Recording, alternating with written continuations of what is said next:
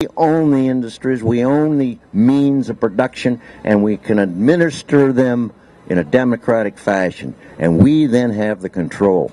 And I think that would be a good thing. All right. We're talking to a lot of people over the past 2 days. A lot of people were asking questions over the past 2 days. So I have built in a whole lot of questions that they were asking. And we eventually kind of worked it out like human beings do. You know, we have a problem, we work it out. One of the questions was, isn't this like rigid planning? You know, aren't we getting back to, communism, where the bureaucrats tell us what the 5-year plan, what we need to do? No, this is so flexible. This is using our interactive technology, our laptops.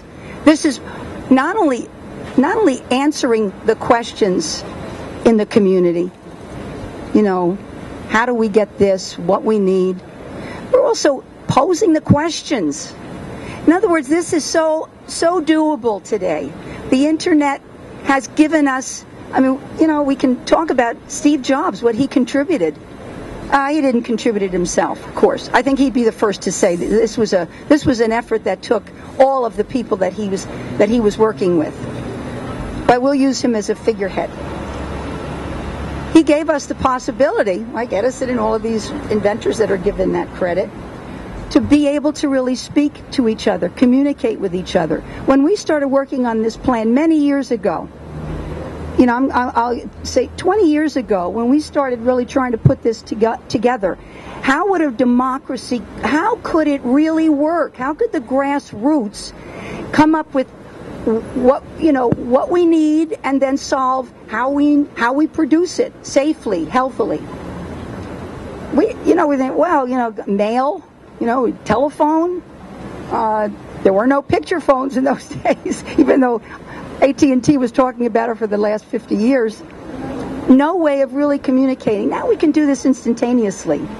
We can interact, we can iterate, reiterate, really get an interaction going between a balance of what we want and what we need and how we can make it. How we can make it is all connected to, the planet. I don't think our needs really change. What changes and what we need to change is how do we get these things that we need, how do we get them made in a healthy way, in a good way, a way that doesn't hurt other people, that doesn't hurt the planet. We can live gently on the earth, but capitalism is a gross machine. It cares nothing for the print that it leaves on this planet. Stop the machine! Stop the machine. And the machine is keeping this planet and all of humanity locked into a system that is so anti-human and so irrational. People always say, why don't we just, for goodness sakes, we've got the answers to the problems. We've had those answers for years. As new problems arise, people still have an answer. Well, you know what? It's profit. Profit stops all innovation. Another question that came up yesterday, what about innovation? What about the motivation to innovate, to create, to come up with new ideas? What would be the motivation for that if it wasn't that I was going to get rich? Well, when we're young people, when we're kids, and we're interested in science, or we're interested in art, or we're interested in theater, or we like numbers, or we like paintbrushes, whatever the thing is. We don't sit and think about, hey, how am I going to make a buck on this? And that gives us the motivation for the rest of our life. The motivation for what we do as human beings has always come from inside.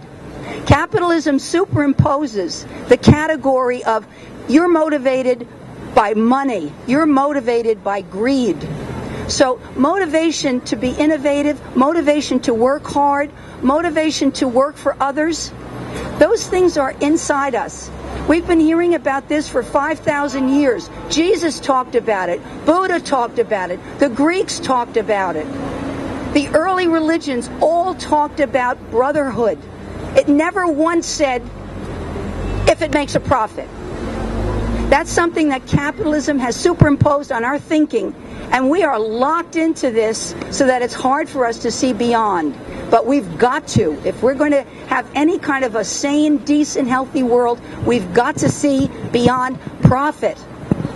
Our signs, I mean, there are realities that we have to face that come from mass production, and there's nothing wrong with mass production. It's the way mass production is run, and it's run for a profit. As soon as anything is run for a profit, it loses the integrity of trying to just solve problems. So, yeah, I mean, the end result would be we would like to see a cooperative society producing things cooperatively, devoid of profit. But there's no way of using capital or using profit inside a society that calls itself a democracy. A democracy is antithetical to capitalism.